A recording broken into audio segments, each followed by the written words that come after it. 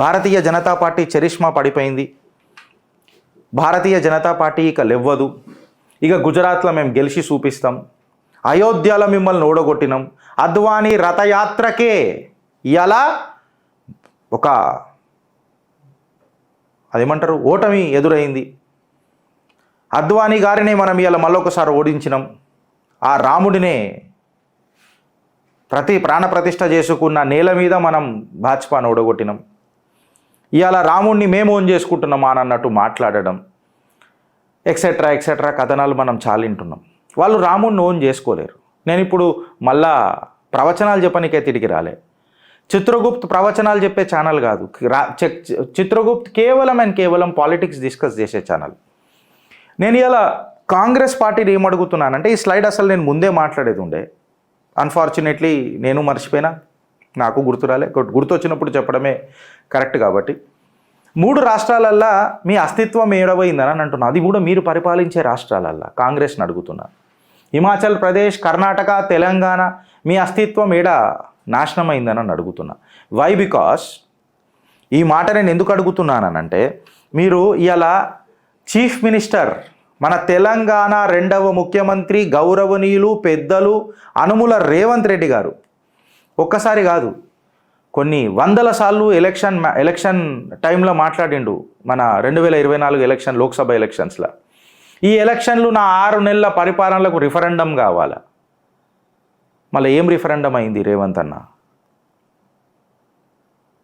12 నుంచి 14 సీట్లు out of 17 seats మేము గెలుస్తున్నాం అని చెప్పి మాట్లాడిన రేవంత్ అన్న కేవలం 8 సీట్లకే ఎందుకు ఆగిపోవాల్సి వచ్చింది? భారతీయ జనతా పార్టీ ఎందుకు 8 సీట్లు గెలిచింది? అఫ్కోర్స్ ఎంఐఎం 1 సీట్ గెలిచింది. ఏమైంది రేవంత్ అన్న ఆ రిఫరెండం? 6 నెలల పరిపాలన ఏమైంది?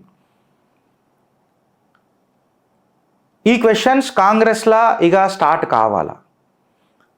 6 మంత్సే కదా, 6 మంత్సే కదా, 5 సంవత్సరాల పరిపాలనల ఏమంటారు హాఫ్ ఇయర్ అయిపోయింది.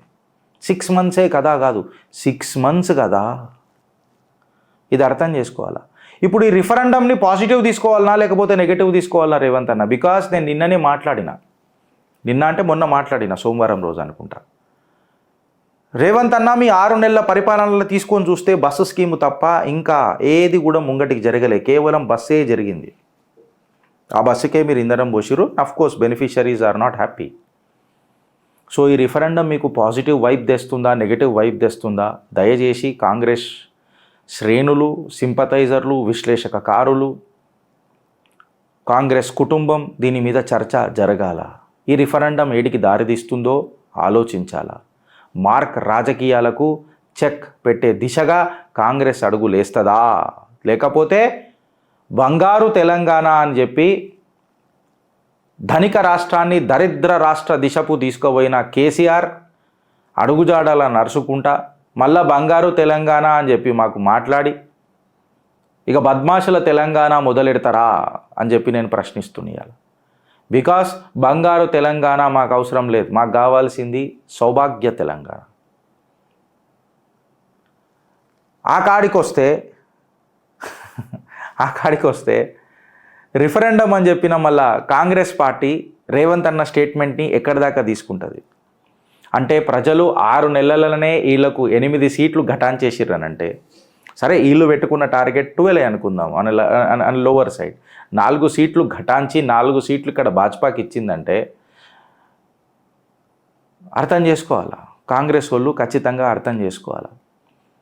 ఇంకొకటి విషయం నేనేం చెప్తున్నానంటే ఫ్రెండ్స్, భారతీయ జనతా పార్టీ కూడా ఈ గెలుపుని పెద్దగా మీ చరిష్మాతోని గెలిచిండ్రని చెప్పి మీరు ఎన్నడూ అనుకోదు. ఓవర్ కాన్ఫిడెన్స్లకు పోకూడదు. మొత్తం పొలమంతా దున్నినాక ఇత్తనం నాటుడు మర్చిపోయినట్ట రైతు. గట్లనే ఉంటుంది మీ కథ. మొత్తం దున్నుడంతా దున్ని ఇత్తనం పెట్టే టైంకి మనమే దున్నాం కదా, ఎవడొత్తాడు పొలంలో అని అన్నావు. ఇత్తనాలు కాంగ్రెస్ వాళ్ళు వేసుకోరు, మొలకలు కాంగ్రెస్లు వేసినాయి తెలంగాణలో. జర చైతన్యవంతులయ్యి డే టు డే సినారియోల మీద ప్రజల మధ్యలో ఉంటే రాజకీయాలలో ఉన్నట్టు ఉంటుంది. లేకపోతే మన కేటీఆర్ అన్నట్టు అడ్డిమారు గుడ్డి దెబ్బ అని అంటారు చూడు, గట్లుంటుంది. మోదీ గారి చరిష్మా మీద మీరు గెలిచినందుకు తిరిగి భారతీయ జనతా పార్టీ మీకు ఏదైతే రాజకీయ భిక్షం పెట్టిందో ఆ భారతీయ జనతా పార్టీకి తిరిగి ఏమిస్తారు? మీకు మోదీ ముఖం చూసి, బీజేపీ ముఖం చూసి, కమలం పువ్వు గుర్తు ముఖం చూసి, కాషాయ కండువా మీ మెడలల్లో చూసి ఓటేసిన ఆ ప్రజలకు మీ కసి ఎంతుందో ఆ కాషాయ కండువా పట్ల చూపించే రోజు స్టార్ట్ అయింది. So better be vigil, be alert, be agile and start doing politics. ప్రజల పక్షాన నిలబడు స్టార్ట్ చేయండి. తెలంగాణకు సంబంధించిన విషయాల మీద పోరాటం స్టార్ట్ చేయండి. ఇక ఏకనాథ్ షిండేలు ఉన్నారు, వాళ్ళు ఉన్నారు, మా దగ్గర ఇంతమంది టచ్ ఉన్నారు, మా దగ్గర ఇంతమంది టచ్ లేరు, అవన్నీ బేకార మాటలు. సమస్యల పట్ల మన పరిష్కారం ఏంది? ప్రశ్నించే గొంతులు అడిగినప్పుడు ఆ ప్రశ్నలకు సమాధానాలు ఏంది? తెలంగాణ సమాజం ఇవాళ సౌభాగ్య తెలంగాణ కావాలని అడుగులేస్తున్నప్పుడు ఆ సౌభాగ్య తెలంగాణలా మీరు చూపించే సంతోషం ఎంత అని తెలంగాణ ప్రజలు ఎదురు చూస్తున్నారు. సో ఈ 8 సీట్లకు ఒక తెలంగాణలో ఈ 8 సీట్లకు మీరు అష్టదిక్పాలకులై ఎట్లా తెలంగాణ ప్రజలను అలా కష్టాలను కౌగిలించుకుంటారు? తెలంగాణను బంగారు తెలంగాణ చేస్తా అని చెప్పి అవినీతి పరులను ఎండగడతానన్న ఆ 6 గ్యారెంటీల 6 ప్రాణాలు ఎవరెవరైతే ఉన్నాయో వాటిని ఎట్లా ఆవిరి చేస్తారు అని చెప్పి తెలంగాణ ప్రజలు భూతద్దం దుర్బీన్ పెట్టుకొని చూస్తున్నారు. దూర్ తక్ అభి తక్ కుచ్ నహీ దికాతో కేవల్ ఖాళీ స్టేట్మెంట్లు కనిపించినాయి, కేవలం మాటలు కనిపించినాయి. ఆ మాటలల్లా కసి కనబడాలా, ఆ మాటలల్లా ఎగ్జిక్యూషన్ కనబడాలా. जोर से बोलो पर प्यार से बोलो, జై తెలంగాణ అన్న మాటకు మనమేం చేస్తున్నాం? తెలంగాణ జర పక్కకు పెట్టి మనం కర్ణాటకకు పోతే మళ్ళీ కర్ణాటకలోనైతే 6 గ్యారెంటీలు అమలు చేసి నిన్న ఆడా ఇయ్యాల ఈడా అని చెప్పి లొల్లి పెట్టిన కాంగ్రెస్కి కేవలం 28 సీట్లల్లో 9 సీట్లే వచ్చినాయి. దీన్ని ఏం మాట్లాడతాడు రాహుల్ గాంధీ అనేది నాకు ఇంతవరకు అర్థం కాలే. ఒక పర్సన్ కన్సిస్టెంట్గా దిగజారుతూ వస్తుంటాడు, జారిపోతున్న పైజామాను ఎక్కెక్కి నాడలు దిగిపోయేదాకా కడతా ఉంటారు. అయినా ఆ పైజామా పదిలంగున్నది అని చెప్పి ఎట్లా మాట్లాడతారు ఈ కాంగ్రెస్ వాళ్ళు అన్నది నాకు అర్థం కాదు. ఈ మాట నేను ఎందుకు మాట్లాడాల్సి వస్తున్నది అని అంటే కన్సిస్టెంట్గా 3 సార్లు డిఫీట్, కాంగ్రెస్ రాజకీయము ఊడిపోతున్నది. అయినా ఒక్క సీట్ని పట్టుకొని ఫైన్ వీ యాక్సెప్టెడ్. నేనే చెప్తున్నా ఒక కాషాయ కార్యకర్తగా, yes we have accept the defeat. అయోధ్యలో ఎందుకు ఓడిపోయినాము, ఏమైంది, ఏం కథ, దాన్ని సమర్థించునుడు కంటే we accept, we will come back. Bharatiya Janata Party లేచినప్పుడు ఎట్లా లేస్తుందో మీరు అందరు చూసినారు. దానికి తెలంగాణ అనే ప్రత్యక్ష సాక్షి. 8 పార్లమెంట్ సీట్లు గెలుచుడంటే మజా కాదు. అసెంబ్లీలో కేవలం 8 సీట్లే. మొత్తం మేము ఇక్కడ స్వీప్ చేసినాం, అక్కడ స్వీప్ చేసినాం, ఇక్కడ స్వీప్ చేసినాం, మాకెవడు మూగోడు ఉన్నాడు, మేమే గెలుస్తాం. ఏమాయ్ అయిపాయ్. 9 సీట్లు కర్ణాటకలో, 28 ఇట్లా ఆడ కూడా భారతీయ జనతా పార్టీ ముందంజలోనే ఉన్నది. మళ్ళీ దీని మీద ఏం మాట్లాడతారు? మళ్ళీ మీరు పరిపాలిస్తున్న రాష్ట్రాలల్లో హిమాచల్ ప్రదేశ్లో 4 సీట్లు భారతీయ జనతా పార్టీ కొట్టింది కదా, 100% సీట్లు బీజేపీ కొట్టేసింది కదా. మళ్ళీ దీని మీద ఏమన్నా చర్చ పెడతారా? ఈ రిఫరెండం ఏమన్నా రాహుల్ గాంధీకి ఇస్తారా? ఓ రాహుల్ గాంధీ 2.0. అరే క్యా 2.0 మియా? కేవల్ మైనారిటీ ఓట్లను పెట్టుకొని ముంగడబడ్డారు కొన్ని కాన్స్టిట్యుయెన్సీలల్లో. నేను అందుకనే మోదీ గారికి ప్రతిసారి చెప్తా ఉన్నా, చేతులు జోడించి విజ్ఞప్తి చేసుకుంటా, మీరేదైతే ఆలోచన ఉండేనో వీళ్ళని నేను గెలుస్తానని, మీరు గెలవలేరు. బికాస్ అలా అజెండానే బీజేపీ కే ఖిలాఫ్, जनसंघ के खिलाफ, భారతీయ జనతా పార్టీకే ఖిలాఫ్ అని ఉన్నప్పుడు మీరు ఎట్లా అన్నారు సబ్కా సాత్ సబ్కా వికాస్ ఆర్ సబ్కా విశ్వాస్ అనేది నాకు ఇంతవరకు అర్థం కాలేదు. నేను అందుకనే చిత్రగుప్తుల నుంచి నా పర్సనల్ పర్సెప్షన్ వ్యక్తం చేసిన, కిస్కా సాత్, కిస్కా వికాస్ ఆర్ కిస్కా విశ్వాస్ అని. కాంగ్రెస్ అజెండా కూడా absolutely simple, family first, family first, party second, country third. Absolutely. Do somebody deny? I'm asking from Chitragupt today. ఇప్పుమంటే ఇప్పుతా కాంగ్రెస్ హీన చరిత్ర. ఇప్పటిదాకా ఇప్పిన దానికి జర సమాధానాలు ఇవ్వమని అంటున్నా. విదేశాలలో పోయి స్వదేశాన్ని దూషించే ఏకైక పార్టీ ప్రపంచంలో ఉన్నది అని అంటే అది కాంగ్రెస్ హీన చరిత్ర, కాంగ్రెస్ పార్టీ కాదా? ఎవరెవరితో చేతులు కలుపుతారో తెలియదా? మీకు ఒక హింట్ ఇస్తున్నా కాంగ్రెస్ వాళ్ళకు. ఇది హింట్ ఇస్తున్నానంటే నేను రేపో ఎల్లుండో ఆవులు ఎల్లుండో దీన్ని గట్టి కొడతా. సియాచెన్ గ్లేషియర్ మీద వెనకటికి ఏమైంది? పాకిస్తాన్కి అంటగడతామని అన్న ఆలోచన మీ దగ్గర లేకుండేనా? కథనాలు రాలేదా? ఆర్మీ ఎట్లా దాన్ని కాపాడుకున్నదో దేశ ప్రజలకు తెలియదా? సియాచెన్ గ్లేషియర్ గూగుల్ చేయరు ఫ్రెండ్స్, తెలుస్తుంది. భారత భూభాగం మీద కార్గే బాగా కంగారులో పడ్డాడు పాపం కార్గే గారు. ఏ నైతికత పెట్టుకొని మీరు మాట్లాడుతున్నారో నాకు అర్థం కాదు కాంగ్రెస్ వాళ్ళు. 6 గ్యారెంటీల పథకాలు ఏదైతే మాట్లాడతారు కదా, రాజ్యాంగాన్ని మారుస్తున్నారు అని చెప్పి మాట్లాడతారు కదా. దురదృష్టవశాత్తు ఏందని అంటే కర్ణాటకలో జరిగిన ఈ ఒక్క చిన్న ఇన్సిడెంటు ఆనాడు ఆడ ఇయ్యాల ఈడ అని చెప్పి తెలంగాణలకు అధికారంకి తీసుకొచ్చిన మన రేవంత్ అన్న, or to that matter Congress సర్కార్, నేను కాంగ్రెస్ సర్కార్ అన్న రేవంత్ సర్కార్ అంట. అభిమానమే ఉండొచ్చు, లేకపోతే రాజకీయాలే ఆడుతున్నానొచ్చు, అది వదిలేస్తా. రేవంత్ రెడ్డి సర్కార్కి, మా రేవంత్ అన్న సర్కార్కి ఆనాడు ఆడ ఈనాడు ఈడ ఎందుకంటున్నా మాట అంటే ఎస్సీ ఎస్టీకి సంబంధించిన funds 14,800 crore funds towards implementation of 5 guarantees or 6 guarantees transfer చేసి పడేసారు కర్ణాటకలో. మళ్ళా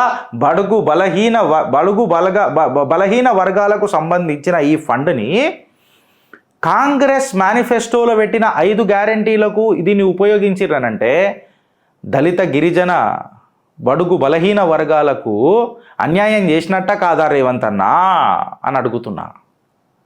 ఈ రాజకీయాలు మీకు అర్థమవుతున్నాయా అని చెప్పి ప్రశ్నిస్తున్నా. 6 గ్యారంటీల పేర్ల మీద ఆ దళిత గిరిజన బడుగు బలహీన వర్గాలకే మీరు గండి కొడుతున్నారు కదా అని చెప్పి సూచిస్తున్నా. 37% of the SC ST funds for guarantees నేను మాట్లాడతానండి. డెక్కన్ హెరాల్డ్ కర్ణాటకలో వచ్చింది అది. Government to use 37% of the SC ST funds. దీని మీద కూడా మన తెలంగాణ బీజేపీ నిద్రపోయిందని అంటున్నా. దీని మీద కూడా మాట్లాడతలేదని అంటున్నా. మా దగ్గర ఇంతమంది ఎమ్మెల్యేలు టచ్లు ఉన్నారు, మేము గవర్నమెంట్ ఫామ్ చేస్తున్నాం. ఎట్లా ఫామ్ చేస్తారు? ఏ రకంగా ఫామ్ చేస్తారు? దానికంటే ముందు ఇట్లాంటి సమస్యల మీద మాట్లాడితే ప్రజలు చైతన్యవంతులు అవుతారు. ఆ ప్రజల పక్షాన ఉన్న ప్రతి నాయకుడు హీరో అయిండు. కటౌట్లకు పరిమితమైన నాయకులందరూ కాటికి పోయినరు. ప్రజల గుండెల ఉన్న ప్రతి నాయకుడు పదిలంగా ఉన్నాడు. ఇది దేశ రాజకీయాలలో మనం ఎన్నోసార్లు చూసినాం. పైసలే రాజకీయమైతే అంబానీలు, అదానీలు, లేకపోతే కాంగ్రెస్ లలిత్ సూరిలు ప్రధానమంత్రులు అవుతుండే కదా. ఒక ఛాయ్వాలా ప్రధానమంత్రి కాకపోతుండే, ఒక గాయవాలా ఉత్తరప్రదేశ్ ముఖ్యమంత్రి కాకపోతుండే. ఇవాళ మనం ఆంధ్రప్రదేశ్లో కూడా వర్మ గారిని తీసుకుంటాం. ఒక సామాన్య కార్యకర్త ఇవాళ మినిస్టర్ అయ్యిండు. ఒడిస్సాలో కూడా మనం తీసుకొని చూస్తే ఒక సామాన్య కార్యకర్త ఇవాళ ఒక ముఖ్యమంత్రి అయ్యిండు. Same with the case of Rajasthan.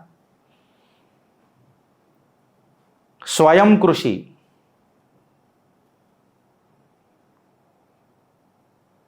లేకపోతే ప్రజలు ఒకసారి సానుభూతి మీద గెలిపిస్తారొచ్చు, మూడోసారి ఆ ముచ్చట ఉండదిగా ప్రజలల్లా.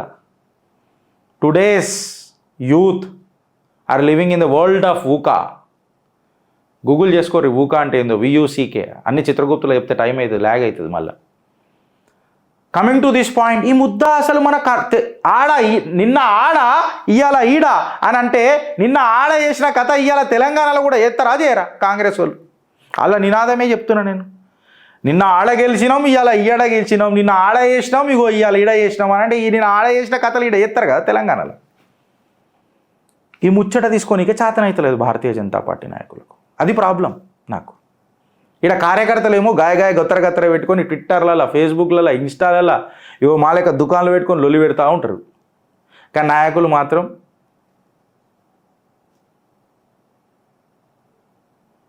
ముఖ్యమంత్రి కావాలి అని అన్న కళ అందరికి ఉంటుంది. ముఖ్యమంత్రి కావాలనంటే ఆ ముఖ్యమైన అంశాల మీద పోరాడాలి కదా, ముఖ్యమైన అంశాల మీద ప్రశ్నించాలి కదా, ఆ ప్రశ్నించిన అంశాల మీద పరిష్కారం చూపాలి కదా, ప్రజల పక్షాన నిలబడాలి కదా. భారతీయ జనతా పార్టీ గెలుపు నాకు ఆనందం. భారతీయ జనతా పార్టీ అనే మేము శాసనం ద్వారా నిర్మితమైన భారత రాజ్యాంగం పట్ల అని గోల్కొండ కిల్లాల ఎగరాలన్నది నా అనుబంధం మా పార్టీతో.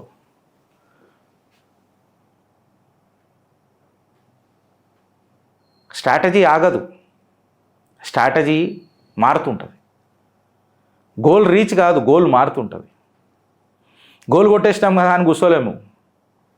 90 నిమిషాల ఆటలో ఎప్పుడైనా గోల్ కొట్టవచ్చు ప్రతిపక్షాలు.